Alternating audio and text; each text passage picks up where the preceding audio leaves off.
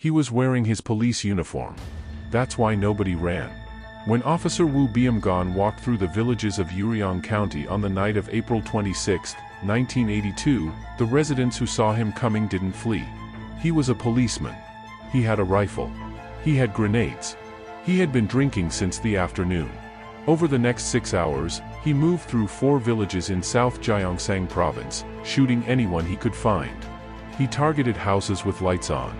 He stopped at a wake, a house in mourning, accepted a drink from the grieving family, and then continued killing. 56 people died. 35 more were seriously wounded. It is the deadliest single-perpetrator mass shooting in South Korean history. It is listed in the Guinness Book of Records as one of history's worst mass shootings by a single individual. Most people outside Korea have never heard of it. Because for 42 years, South Korea's government made sure they wouldn't. The dictatorship that was in power in 1982 buried the story. The democratic governments that followed didn't excavate it. The first official memorial was held in 2024. The first police apology came in 2025. 43 years after the night it happened. Woo Beom-gon was 27 years old in April 1982. He had been assigned to the Gungnu police substation in Uiryeong County, South Gyeongsang Province in December 1981. The assignment was not a promotion. By the accounts documented in subsequent investigations, it was effectively a demotion. Woo had been transferred from a previous posting because of conduct problems, primarily related to his drinking. His drinking was severe. Colleagues at the substation had documented his behavior. He was known to become violent when drunk. He had earned a nickname, the Mad Tiger, for the specific unpredictability of his intoxicated rage. His superiors knew. The knowledge had produced a transfer, not a dismissal. He was still a serving police officer. He had access to the weapons in the police armory. In February 1982, Woo began a relationship with a local woman named John, who lived nearby. By early April, they were cohabiting. Her family had opposed the relationship from the beginning, specifically because of Woo's drinking and his reputation for violence when drunk. Their objections had not changed his behavior. On the afternoon of April 26, John found a scorpion in the house. She killed it. Woo came home drunk and saw the dead scorpion. He accused her of deliberately killing it to anger him. An argument started. John slapped him. Woo left the house. He went to the police substation. He told the officer on duty that he was going out on patrol. He went to the armory. He took a carbine rifle. He took a second carbine rifle. He took grenades. He walked out into the April night in his police uniform. He went to a house with a light on. He knocked.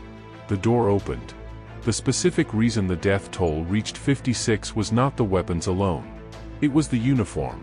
The residents of Gungnu knew Woo Beom-gon.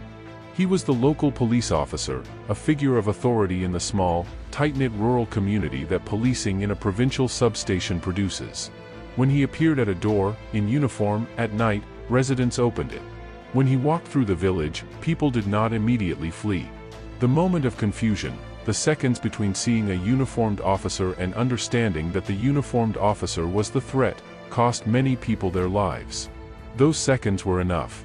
At a community meeting where residents had gathered, the regular neighborhood assembly that Korean villages held, Woo opened fire. The people in the room had not run because the person firing was wearing the uniform of someone who was supposed to protect them. He moved through 4 villages. He stopped at the house of a bereaved family, a home in mourning, and accepted a bowl of rice wine from the grieving family. He drank it. He left. He continued killing. At approximately 2 a.m., he entered a farmhouse in Pyeongkon village. He activated 2 grenades. He killed 4 members of the family inside. He died in the blast. The massacre had lasted 8 hours. If this history is new to you, subscribe to Unsolved East and hit like. New episodes every week. The massacre of April 26, 1982 did not become a national story. It was suppressed. The government in power in April 1982 was the military dictatorship of Chun Doo-hwan, the same government that this channel covered in episode 33, the government whose suppression of the Gwangju democracy uprising in 1980 had killed hundreds of civilians and whose relationship to unflattering news about state failures was, by 1982, well established. The Uiryeong Massacre was exactly the kind of story that the Chun government did not want told.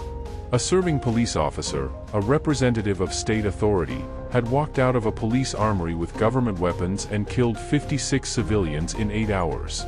The institutional failures that had allowed this to happen, the known drinking problem, the pattern of violent behavior, the inadequate response once the shooting began, reflected directly on the state security apparatus that Chun's government relied on for its own legitimacy. The government imposed media restrictions on coverage of the massacre. What reporting existed was minimal, controlled, and framed to minimize the scale of what had happened and to avoid questions about institutional responsibility. The commanding officer at the Gungyu substation was not at the station when Wu took the weapons. He had gone home for the evening. He was not prosecuted. The officers who received reports of the shooting and delayed response, waiting for orders, failing to intercept Wu as he moved between villages, were not systematically held accountable. The massacre was filed. It was recorded. It was not reckoned with. Democratic governments came to power in South Korea in the late 1980s and through the 1990s. The specific suppression of the Uiryeong Massacre was not among the first priorities of democratic reckoning. The Gwangju Massacre received attention. The human rights abuses of the Chun era received attention. The Uiryeong Massacre, a crime committed by a single officer rather than the state itself, occupied a different category in the reckoning that followed. It remained largely unaddressed. For 42 years. The specific response failure on the night of April 26 has been documented in the investigations and journalism that eventually addressed the case. Police received reports of the shooting within the first hour of the massacre. Combat police units were deployed to the area. They did not intercept Wu. The specific combination of factors, the darkness, the rural geography of 4 separate villages, the confusion about Wu's route, and the documented reluctance of some responding officers to confront an armed colleague, meant that the response that should have ended the massacre after the first hour did not. He moved through 4 villages for 8 hours. The 34 people who were seriously wounded but survived, some of them disabled for life by their injuries, represent the specific additional cost of a response that arrived too late to prevent what it might have shortened. A faster response would not have brought back the 56 who died in the first hour. It might have meant that only 56 died. The first official memorial for the victims of the Uiryeong Massacre was held on April 26, 2024, 42 years after the massacre. The memorial was held at the newly completed Uiryeong 426 Memorial Park in Gungyu, built on and near the sites where the killings had occurred. The families of the 56 victims gathered. Some had been waiting 4 decades for an acknowledgement that what had happened to their relatives deserved to be formally remembered. On April 26, 2025, 43 years after the massacre, the South Gyeongsang Provincial Police Commissioner attended the 2nd annual memorial ceremony. He apologized. He said, "The police failed to provide a proper apology for nearly half a century. Before it is too late, I sincerely apologize to the bereaved families and to everyone living with the scars of that day." The apology came from an institution whose predecessor had suppressed the story, whose armed officer had committed the massacre, and whose responding units had not stopped the killing when they could have. The apology was 43 years late. The survivors and the families of the dead received it. Some said it was insufficient. Some said it was the most anyone in authority had ever offered. The Guinness Book of Records had listed Wu beom-gon's massacre as one of the worst single-perpetrator mass shootings in history. The international record had been established. The domestic acknowledgement had taken 42 years to follow it. The specific gap between what the world's reference books recorded and what the Korean government acknowledged about the same event is one of the clearest examples in Korean history of the difference between a fact and a reckoning. The fact was established immediately. The reckoning took 42 years. The 4 villages of Gungyu are still there. Togakri, Apgakri, Unjai-ri, Pyeongkan-ri. The paths between them are the same paths that Wu beom-gon walked on the night of April 26, 1982. The farmhouses, rebuilt or repaired or replaced, occupy the same geography. The community that was destroyed in 8 hours rebuilt itself across the following decades in the way that communities rebuild, slowly, incompletely, carrying what was done to them in the specific way that small, tight-knit communities carry the deaths of people they knew by name. The youngest adults who were present in the villages that night are in their 60s now. They remember. They spent 42 years in a country that did not formally acknowledge what they remembered. They attended the first memorial in 2024. They heard the apology in 2025. The 56 people who died cannot hear those things. Their names are inscribed at the Uiryeong 426 Memorial Park. The families who survived know every name on that wall. They have known them for 43 years.